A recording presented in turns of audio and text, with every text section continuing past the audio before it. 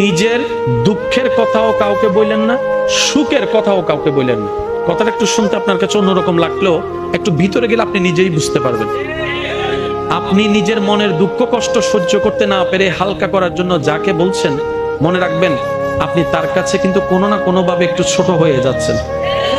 এমনও হতে পারে আপনার দুঃখের সে কথাগুলা আপনার সামনে অভিনয় করে যে আপনাকে বুঝ দিয়েছে, সে পিছনে আপনার সেই দুঃখের কথা নিয়ে হাসি ঠাট্টা করতেও দ্বিধাবোধ করে না, এমন অনেক মানুষ আছে। আপনি যাকে দুঃখের কথা বলে মনকে হালকা করার চেষ্টা করছেন, আপনার দুঃখের কথার সে দুঃখটা সে বুঝবে না, কারণ তার সাথে তো সেটা ঘটেনি। সেজন্য আপনাকে 3 মাস 4 মাস 3 বছর পরও হয়তো আঙ্গুল তুলে দেখাই দিতে পারে, সেই কথাটার কথা দিয়ে খোঁটা দিতে পারে। কথা বলেন ঠিক না? দুঃখের কথাও মানুষকে বলে শান্তি নেই। এবার আপনি বলবেন ভাইয়া সুখের কথা কেন বলবো না? আমি বলি কি ভাই, দুঃখের কথা শোনালে